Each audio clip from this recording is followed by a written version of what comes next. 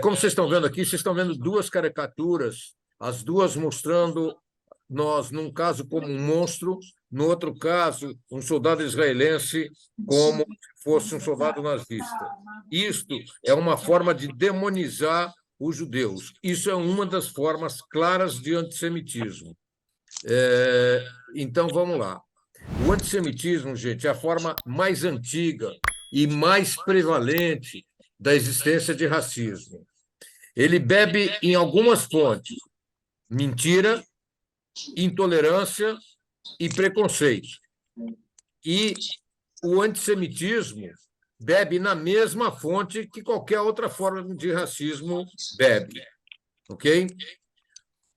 O preconceito normalmente opera em três níveis. O primeiro nível de preconceito é no nível cognitivo. O que quer dizer no nível cognitivo?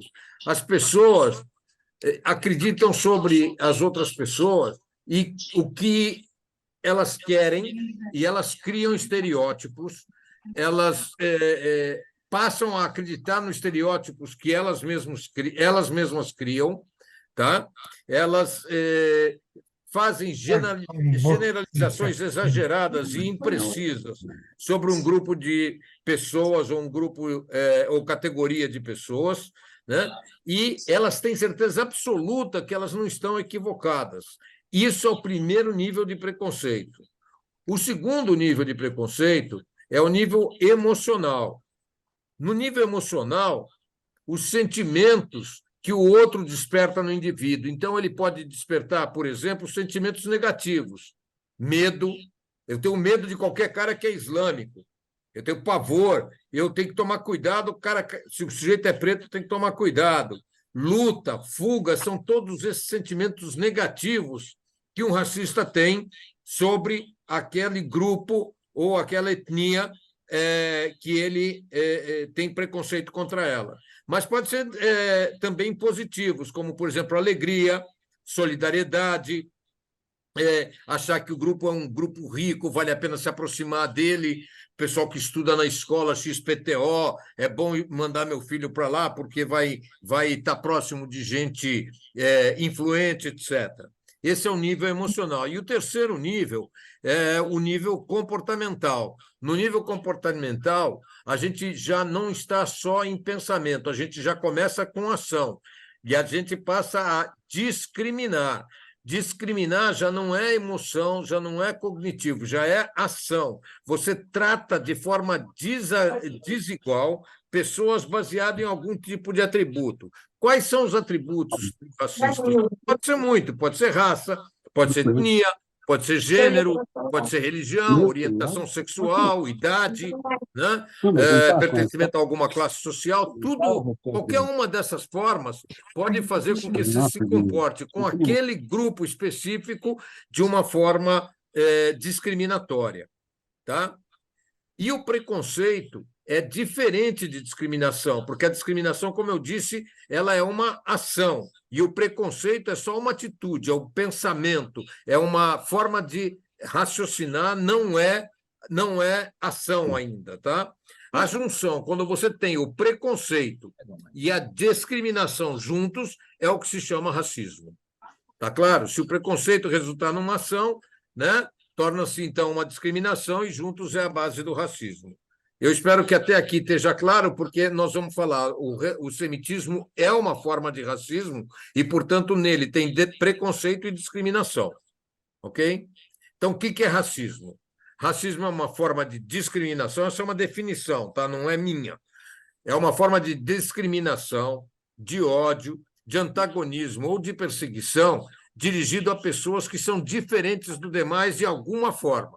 Por exemplo, eles são de outra raça, de outra cor, de outra fé, de outra opção sexual, de outra origem geográfica, etc. Ok? O preconceito, então, é uma opinião pré-concebida. Preconceito quer dizer uma opinião que eu tenho pré-concebida. Eu não preciso de evidência para ser preconceituoso. Se eu já tenho o conceito que todo negro é perigoso, se eu vejo um negro, eu já estou com medo. Se eu Agora, tenho pré-concebido não é que complicado. todo sujeito americano é rico, se o cara começou a falar inglês, já passa do pressuposto que ele é rico. Isso é preconceito, é uma opinião pré-concebida que me induz a tomar conclusões em respeito a alguém ou algum grupo em função de opiniões que eu já tenho marcadas no meu cérebro. Isso é racismo.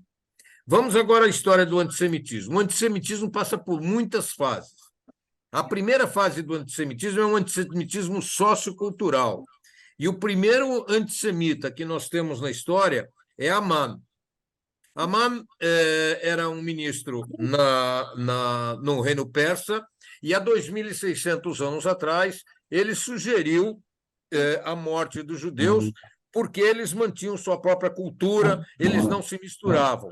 Aqui começa um antissemitismo sociocultural que vai durar cerca de 2.000, não, 2.000 não, vai durar mais ou menos 1.000 e poucos anos, que é o antissemitismo que nós vamos encontrar entre os babilônios, quando nos conquistam, eles inclusive nos levam para a Babilônia para tentar nos assimilar. Os assírios, que conquistaram as 10 tribos do norte, conseguiram isso. Eles levaram as tribos para o exílio, os distribuíram entre outros povos e eles perderam a relação sociocultural. Os babilônios levaram os judeus para a Babilônia, mas não os dispersaram entre os diversos países que eles haviam conquistado. E com isso nós conseguimos manter a nossa identidade sociocultural e, por consequência, a religião. Esse foi o primeiro nível de antissemitismo. Depois vem o segundo, né? Os judeus insistiam em preservar a cultura, não se misturava a cultura local, como eu falei. O segundo nível é a fase do antissemitismo religioso. Ele vai começar no século I antes da época comum, portanto, 2.100 anos atrás, e a preocupação ali é que os judeus não adoravam a multiplicidade de deuses romanos. Né? Os romanos conquistam Israel e os judeus não aceitam a multiplicidade de deuses romanos. Esse antissemitismo religioso vai continuar existindo, né, mais tarde, porque nós primeiro tínhamos um Deus sem imagem e representação, mas aí os cristãos também criaram a crença, ou aceitaram a crença num só Deus sem imagem e nem representação. Então, como é que o antissemitismo religioso continua em Roma, continua com os cristãos? Os judeus passam a ser vistos como uma ameaça. Por quê? Porque a religião deles vai competir, de alguma forma, com a nova religião que está se formando, e já no primeiro concílio, os pais da igreja, vamos chamar assim, no século III, proíbem, por exemplo, a um cristão comer na mesma mesa com os judeus. É o antissemitismo religioso, o medo de que, eventualmente, a influência dos judeus sobre aqueles que haviam aceitado o cristianismo que era nascente, que eles acabassem aceitando o judaísmo ao invés do cristianismo, ao aceitar um Deus. A terceira fase é o antissemitismo socioeconômico. Esse antissemitismo começa na Idade Média. O que acontece? Na Idade Média, os judeus são proibidos de participar dos guilders, que são as sociedades de artesãos. Judeus não podem ser ourives, não podem ser marceneiros, não podem participar de nenhum guilder de artesãos. Também não podem ter terras e não podem lavrar a terra, não podem ser lavradores. A única coisa que lhes é permitido fazer é trabalhar com dinheiro, cobrar impostos para o governo, emprestar dinheiro a juros, e na cobrança de impostos receber um percentual do imposto cobrado. Isso faz com que quem está pagando imposto, o ódio não é do governante, mas é de quem vem o cobrar, que é o judeu. O judeu enriquece, passa a emprestar dinheiro, os reinos passam a dever para os judeus, e aí a forma de cancelar as dívidas é expulsar os judeus de um país para outro. Os judeus são expulsos gradativamente da França, depois são expulsos da Itália, são expulsos da Inglaterra, de um país para outro. E os judeus, então, vão de país em país, e aí, junto com o antissemitismo socioeconômico, por causa da posição financeira dos judeus, começam a dizer que eles são errantes, eles não têm pátria. Eles esquecem de dizer que eles são errantes porque são expulsos pelas autoridades que lhes deviam dinheiro. Eles são agiotas, e aí entra também a questão de que sacrificam crianças e vão criando novas mentiras para aumentar a rejeição aos judeus. A quarta etapa já deixa de ser socioeconômica, e a quarta etapa é o antissemitismo racial, que começa no final do século XIX e que vai chegar a seu cume no século XX com o nazismo, quando os judeus passam a ser considerados uma raça inferior. E a quinta etapa do antissemitismo é a etapa que nós estamos vivendo agora, que é o antissemitismo político. Começou no século XX, e nós estamos vivendo isso, nós não temos direito a ter um país.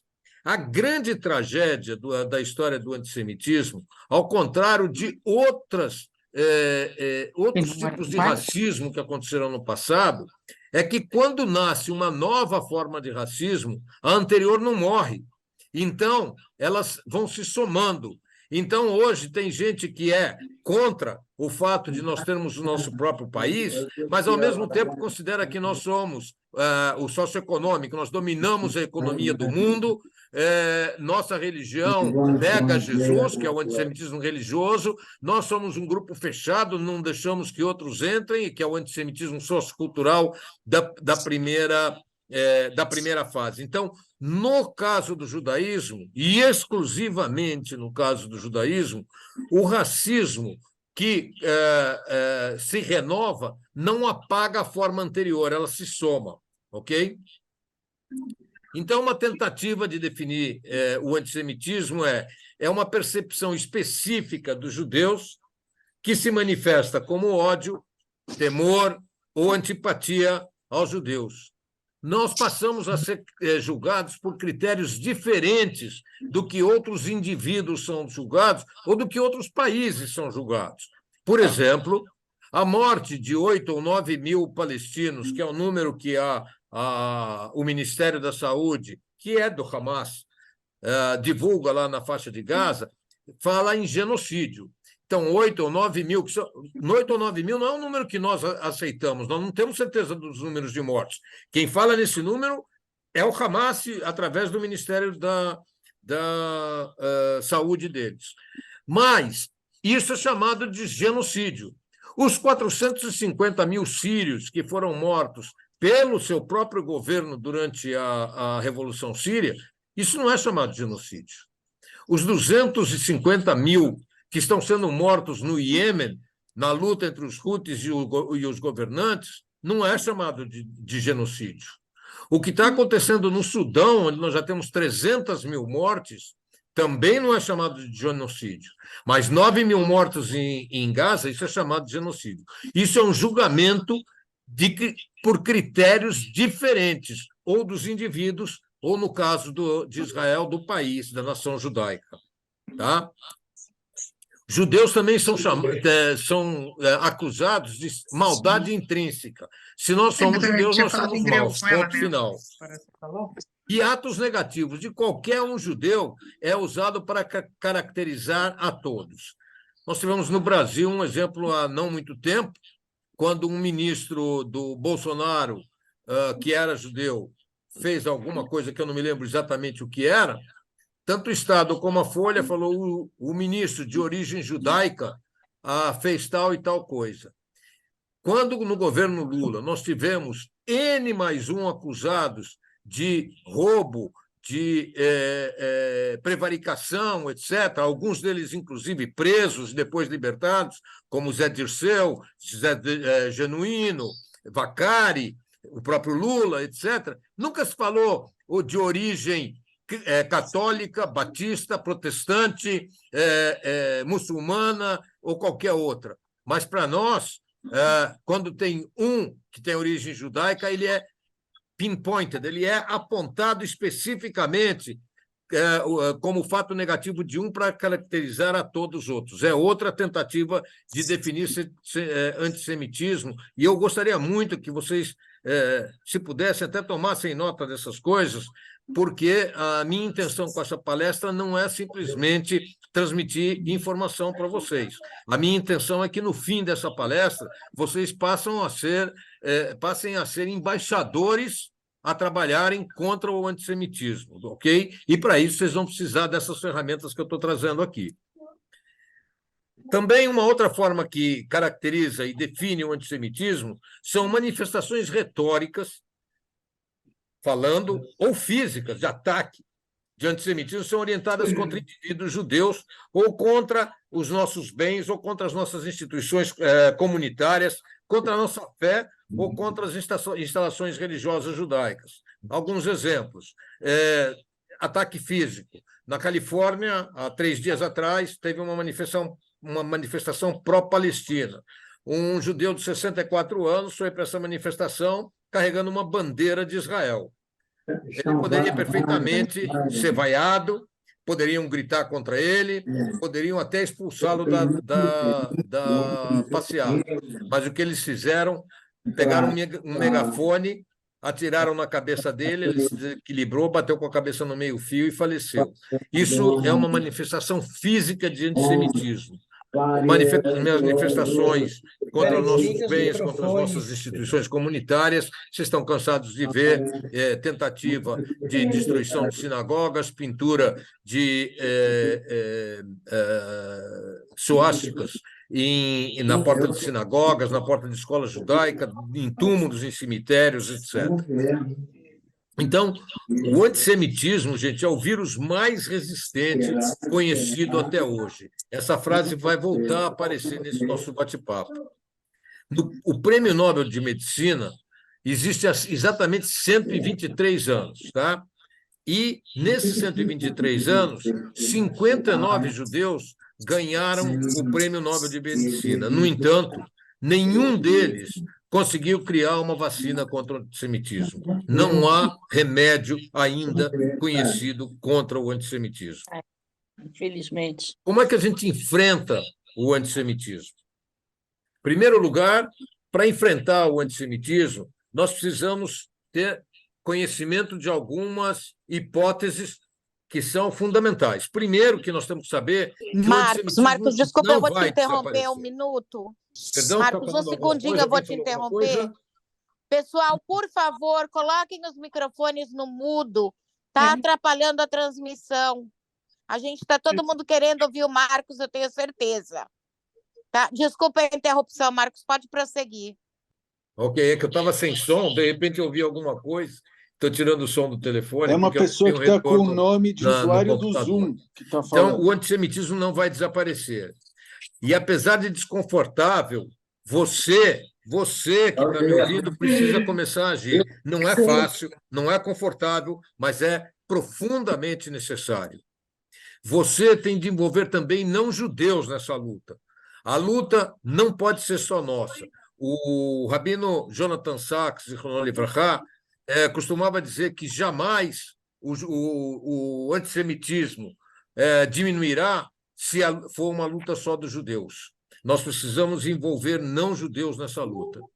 Se alguém se sentir menos judeu, não estará mais protegido. E aqui eu quero trazer um exemplo dramático e muito triste, não é menos judeu, mas é com questão de opinião política. Não sei se vocês ouviram falar, uma das pessoas que foi assassinada nessa invasão do Hamas a Israel foi a Vivian Silver. Vivian Silver é uma argentina, fez aliar há 53 anos atrás, era uma pacifista, uma mulher de extrema esquerda, pacifista, se aliou a Yasser Arafat por uma luta para um espaço do povo palestino, criou um movimento chamado B'Tselem, que muita gente em Israel considera extremamente anti-Israel, porque eles estão o tempo inteiro fazendo propaganda contra Israel e a favor dos palestinos. Ela foi fundadora de todos esses movimentos, além de também ser fundadora de um movimento de mulheres árabes e judias pela criação do Estado da Palestina. Ela foi fuzilada. Ninguém perguntou para ela quais eram as ideias políticas dela. Da mesma forma, o cara que se sente menos judeu não vai estar mais protegido no momento em que os atos de antissemitismo aparecerem, ok? Então, é importante ter isso em mente. Nós temos diversas pessoas na comunidade que falam, não, eu realmente nasci judeu, mas eu não sou ligado na comunidade e tal. Não, ele vai enfrentar o antissemitismo igualzinho o cara que anda de chapéu, peota e barba, e com tzitzit para fora. Defender Israel e o povo judeu escondido é também uma forma de rendição ao antissemitismo. Quando você manda uma carta para um jornal defendendo o povo judeu, assinando Gustavo Guimarães, quando o teu nome é Simcha Gottlieb, é uma forma de você se esconder. E quando nós nos escondemos, nós estamos nos rendendo, nós estamos dizendo que tem algum problema em ser judeu. Não permitir críticas indevidas é uma forma de nos defendermos do antissemitismo. Agora, o que é importante dizer? Críticas a Israel são aceitáveis.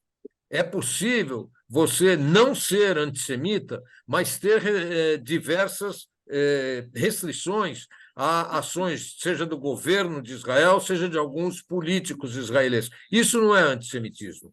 Antissemitismo é fazer críticas indevidas a Israel, ou por mentira, ou por considerar que Israel tem que ter uma postura diferente de outros países. No passado, para ser aceito, os judeus se convertiam ao cristianismo. Hoje, muitos se convertem ao antisionismo.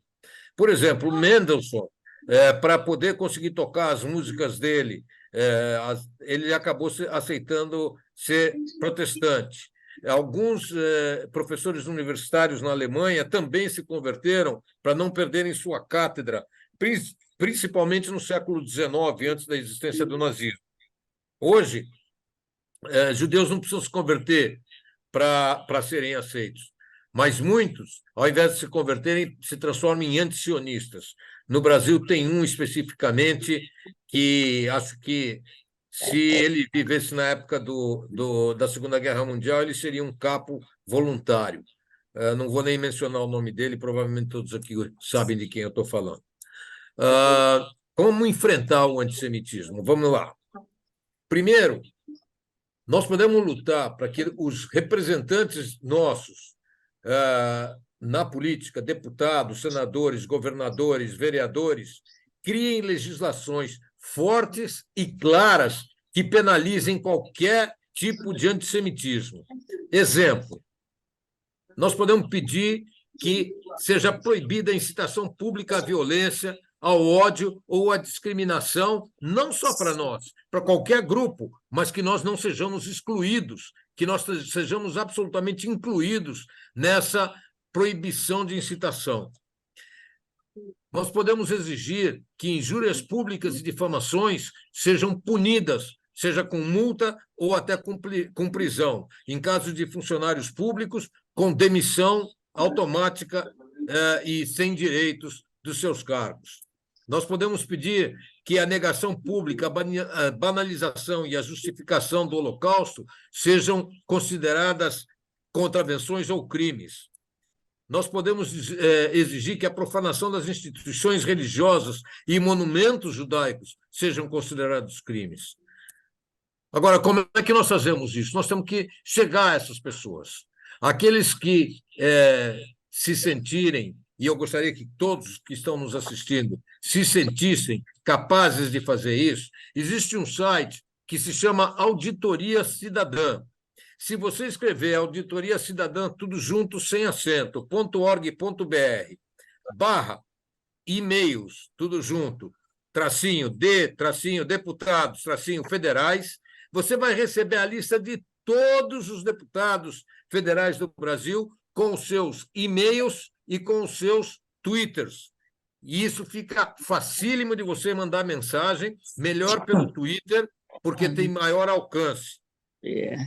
Também a própria auditoria cidadã.org.br tem a lista completa dos e-mails de autoridades. Note que e-mails, nesse segundo link, tem um tracinho entre e-mails, que não tem no primeiro link, tá? Eu quero que vocês prestem atenção nisso.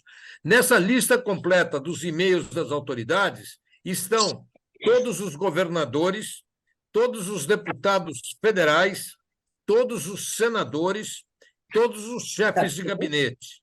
É fácil também você escrever e dizer, como cidadão brasileiro, eu quero ver a sua atuação na defesa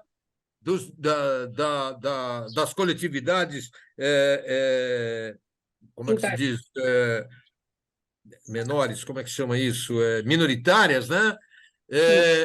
E que você haja contra o antissemitismo. Qualquer coisa desse estilo é válido. Não é importante a qualidade da redação.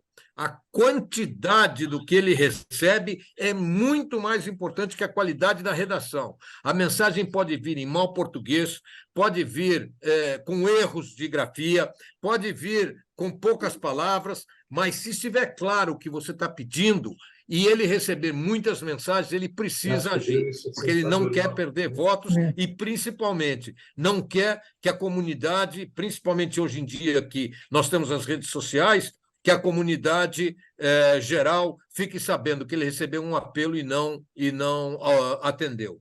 Finalmente, nós temos também, no site do Senado, temos também a lista de todos os senadores com seus e-mails, com seus twitters também, e com telefone. Esqueci de dizer que na Autoridade Cidadã, na Auditoria Cidadã, tem também os telefones de cada um desses políticos que eu acabei de mencionar. E adiante. Você pode incentivar que as vítimas de antissemitismo busquem a polícia. Se o cara tem medo de ir junto, vá junto, chame mais 2 amigos, vão até a polícia. Force os líderes comunitários a coletarem um sistema de monitorar os dados para garantir que as reclamações sejam atendidas. Sujeito pintou uma suástica na porta da minha loja, tem a câmera de segurança, mostra quem é, vim aqui reclamar. Passou 3 dias, 5 dias, o que foi feito? E aí não só você, não só quem reclamou, mas também as autoridades comunitárias. Quem são essas autoridades sobre as quais nós temos que agir e temos que agir? Nós temos que pedir que a Federação e a CONIB se envolvam nessa luta. Mas não é só eles. Nós temos que pedir que os rabinos e os diretores das escolas judaicas também se envolvam. Até seria bom se diretores de escolas não judaicas, porque é educacional trabalhar contra o racismo. Nós temos que também pedir dos políticos e das figuras públicas que se envolvam. O que é figura pública? Pessoal do Rotary, pessoal da maçonaria, pessoal do Lions Club. Essas instituições também têm peso. E, se nós queremos agir, nós precisamos... Não adianta só reclamar entre nós, mandar mensagem nos grupos judaicos, está vendo o que está acontecendo? Isso é muito bonito, mas falar para nós mesmos é a mesma coisa que fazer discurso dentro do cemitério. Você vai ter milhares de pessoas lá presentes, mas ninguém vai estar ouvindo o que você está falando. Você tem que falar para quem ouve. E quem ouve está fora da nossa comunidade. É para eles que nós temos que falar. Não adianta fazer discurso em cemitério. Aproxime-se de representantes públicos judeus. Cara judeu, eu estou passando agora por uma experiência muito interessante. No Rio de Janeiro, uma pessoa da nossa comunidade, eu não vou mencionar o nome porque não tem autorização dele para isso, mas ele se aproximou do único senador judeu, único senador judeu não, um senador judeu que é o único general judeu no Exército Brasileiro. E ele não é simplesmente um general, ele está no posto mais alto do generalato, que é general de divisão. Esse senhor é judeu de nascimento, nunca teve ligado com a comunidade, A partir do momento que esse rapaz é um rapaz jovem, 30 e poucos anos, o procurou, foi conversar com ele, convidou ele para Rosh Hashanah, ele conversou com ele 3 dias antes de Rosh Hashanah, convidou ele para vir em Rosh Hashanah na sinagoga, ele foi à sinagoga, foi aplaudido na sinagoga, provavelmente ficou satisfeito com isso, porque ele voltou em Yom Kippur, e logo depois de Yom Kippur, ele pediu para o senador entrar com um pedido de punição aos deputados que tiveram uma postura antissemita na Câmara. Muito bem, no dia 9 de outubro, ou seja, na primeira segunda-feira, já depois dos atos criminosos do Hamas, esse senador entrou com 2 pedidos. Um pedido pedindo ação contra políticos e outro pedindo informações sobre instituições brasileiras ou pessoas que estivessem divulgando atos antissemitas na internet. Veja, ele só se aproximou ao judaísmo pela primeira vez 3 dias antes de Rosh Hashanah, quando esse rapaz foi falar com ele. Ele nunca tinha ido a uma sinagoga. Ele foi a uma sinagoga, voltou em Yom Kippur e já está trabalhando pelo povo judeu. Dá para a gente se aproximar. Como que ele se aproximou? Simplesmente telefonou para esse senador, sabendo que ele estava no Rio de Janeiro, o rapaz é do Rio, e falou: gostaria muito de encontrar com ele. A secretária disse: eu não tenho tempo. Fala para ele que eu quero falar sobre a criança judaica.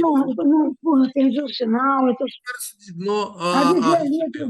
A mudança num período curtíssimo, se a gente se aproxima. Nós precisamos trabalhar. Não adianta só ficar reclamando das coisas estarem acontecendo.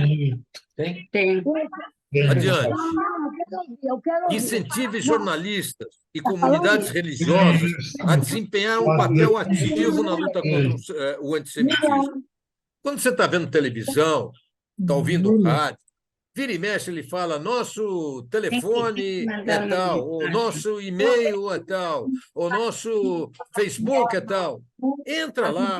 Se ele falou alguma coisa positiva sobre os judeus, agradece, elogia. Se ele falou alguma coisa negativa, fala: não gostei, isso não é verdade, ou então a sua interpretação talvez não esteja correta. Manifeste. É fácil desde que você se disponha a fazê-lo. A maior parte dos programas de entrevistas e os programas de notícias acabam tendo algum e-mail, algum telefone pelo qual você pode se comunicar. E se não aparecer na tela ou na voz do narrador, se você entrar no Google, você encontra facilmente. É um trabalho rápido, não é um assunto muito difícil. Apoie, isso eu acabei de falar, quando desempenham alguma coisa positiva de respeito mútuo, de combate aos estereótipos antissemitas, tá? Participe ativamente e financeiramente para que essa luta tenha sucesso. Isso não funciona sem dinheiro. Eu, por exemplo, trabalho, eu não recebo nada de ninguém, mas eu coloco os meus recursos para fazer o meu trabalho voluntário. Tem gente que não consegue fazer esse trabalho, ou porque não se sente capaz, ou porque é inibido, mas ele pode contribuir para que outra pessoa que tem um pouco mais de capacidade possa fazer esse trabalho de uma forma melhor. Tem movimentos aí em São Paulo, por exemplo, tem o Stand With Us, que faz um trabalho maravilhoso e que precisa ser remunerado. Afinal de contas, tem diversas pessoas lá que essa é a única atividade deles. Eles têm que manter família. Eles precisam de meios para produzir os vídeos que eles fazem. Eles precisam pagar passagens para visitar um jornalista no Rio Grande do Sul, um jornalista no Rio de Janeiro. Então, é importante participar tanto ativamente como financeiramente para que a nossa luta tenha sucesso.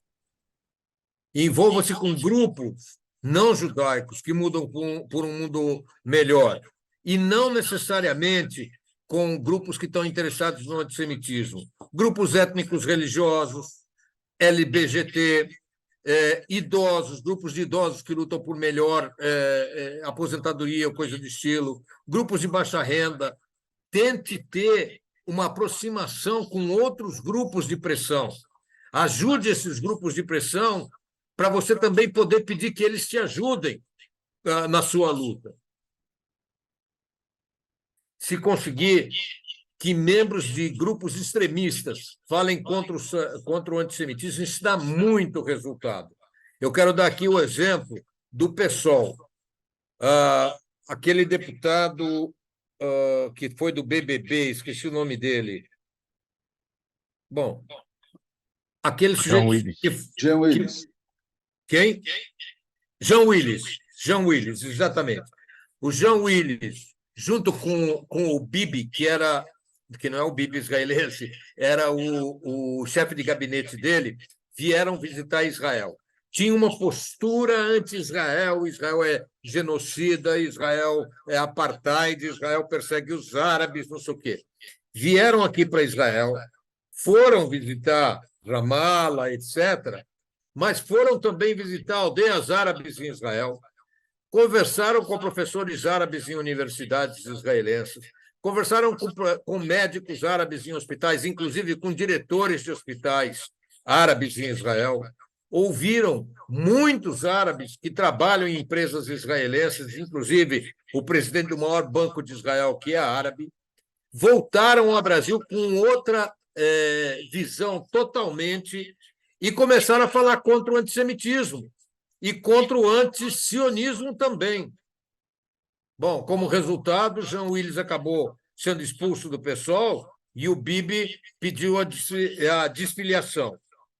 Isso é um exemplo que, pelo menos durante um tempo, dentro do partido, eles lutaram contra as ideias pré-concebidas que já haviam no partido. Então, se a gente conseguir chegar próximo desses caras extremos, conversar com eles, trazer informações, convidar o cara para um almoço ou para um café, e levar um pouco de material escrito para ele, isso pode ajudar. Tá? Eu não sei quantos de vocês, de tudo que eu estou falando, pretendem fazer isso, mas se não pretendem, eu vou ficar extremamente frustrado. Importante, ultra importante, distribuir conhecimento não é a ferramenta, é a ação que dá resultado. Ou seja, mandar só a informação para o cara, explicar para ele que Israel fez isso, aquilo outro, não dá resultado. Nós precisamos, além disso, isso não é que é dispensável, isso é necessário, mas não é suficiente. Nós precisamos também fazer com que a gente peça uma ação específica e, se ele perguntar o que, a gente pode sugerir. Se ele não perguntar o que, a gente pode, então, dizer isso. Como você acha que você poderia nos ajudar? Aí, abre para ele a possibilidade dele perguntar, eu não sei, me diz. Ok? Importante. É muito importante isso. A comunidade judaica sempre encontrou meios de se defender em todas as épocas. Tá? O antissemitismo que nós estamos vivendo agora não é a primeira vez e não será a última tampouco. Nós nunca na história tivemos tão presentes como estamos hoje na política, na economia, nas ciências, na arte, na justiça, na mídia, nos negócios. Nunca nós tivemos em tantas áreas diferentes ao mesmo tempo. Então, é muito importante saber que nós temos hoje muito mais força do que já tivemos no passado. Ok? E isso joga a nosso favor. Depois de 2000 anos, nós também temos uma nação por trás da gente, coisa que nós não tivemos no passado. E isso também tem uma importância crucial na luta contra o antissemitismo. E a comunicação e a internet podem suprir a falta de conhecimento de qualquer área de saber, inclusive o que nós não sabemos sobre como lidar com o antissemitismo. Tem sites em hebraico, em inglês, em francês, em espanhol, em português. Não falta informação como lidar. Talvez, se você entrar num site e não encontrar as ferramentas que você acha que você está habilitado a fazer, procura no próximo site. Tem inúmeros sites. Procure informação. Como lidar com o antisionismo, como lidar com antissemitismo, fatores de antissemitismo. Você coloca esses termos no Google e, em 2 minutos, você tem centenas de sites informativos. finalmente, chegou a hora de você agir. Eu te dei instrumentos aqui. Você também tem que incentivar outras pessoas a agir, como eu estou tentando fazer aqui. E eu agradeço a todo mundo pela atenção. Meus dados estão aí, quem quiser se comunicar comigo. E agora, não sei se a direção do Coisa autoriza perguntas ou não, mas eu estou aberto Claro, se vocês pode autorizarem. fazer pergunta. Eu tenho, posso fazer uma? Lógico. Marcos, você acha que os grandes empresários judeus do Brasil, no nosso caso, estão fazendo muito pouco? Olha, eu não acho que cabe a nós definir aqui se estão fazendo pouco ou se estão fazendo muito.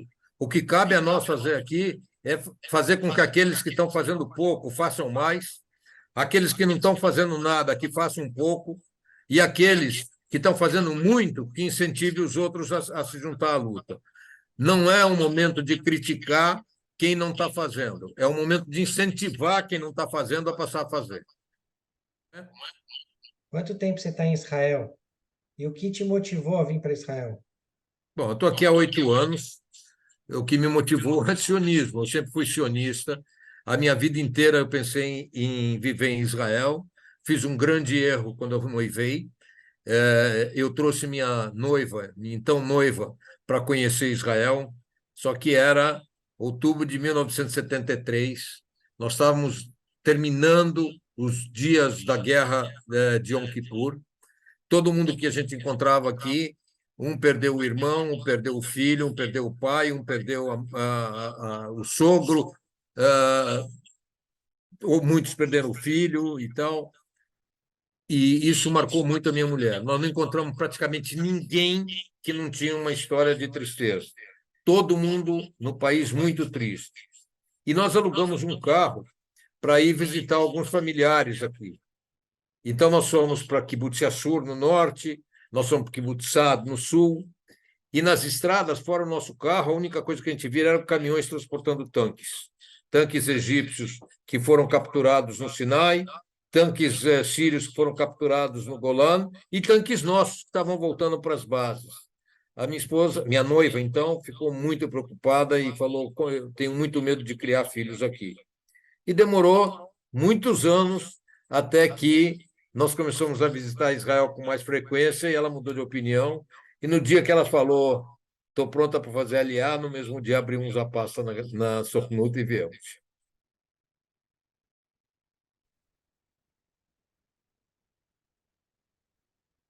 Mais alguém? Pessoal, mais alguém tem alguma pergunta para fazer? Eu tenho mais uma. Então manda. Uma que Tá o bonita, Marcos, uma que eu fiz para o Marcos há umas 2, 3 semanas, mas ele não teve tempo de me responder. Qual é a grande força, talvez agora seja um pouco diferente, mas até 7 de outubro, qual é a grande força que Israel tem de dissuasão contra o Hezbollah? O povo libanês.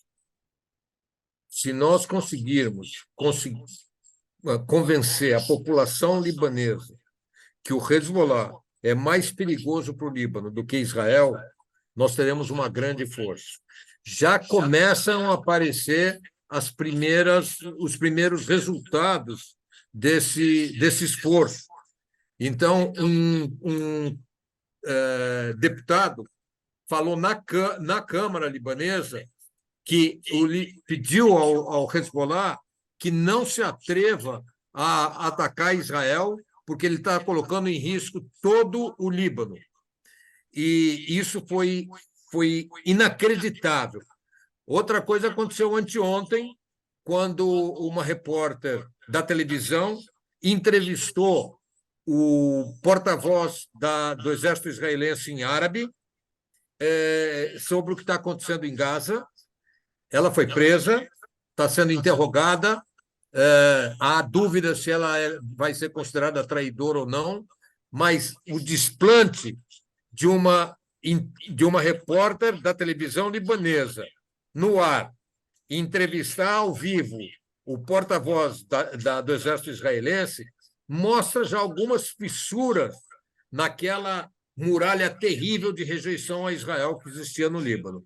Na minha opinião, se nós conseguirmos continuar abrindo essa fissura para ficar cada vez mais larga, isso vai ser o fator de contenção do Hezbollah. Obrigado. Danilo, alguma coisa a mais?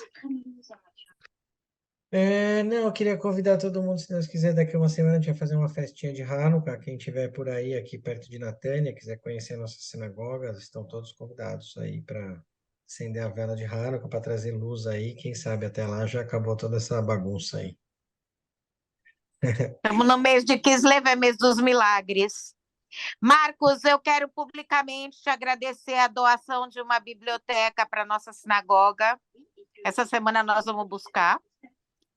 Perfeito. Espero mais que uma vez. aproveitem para passar bons tempos de leitura. São cerca Quero agradecer mais uma vez que você aceitou o nosso convite. Espero que seja a primeira de muitas.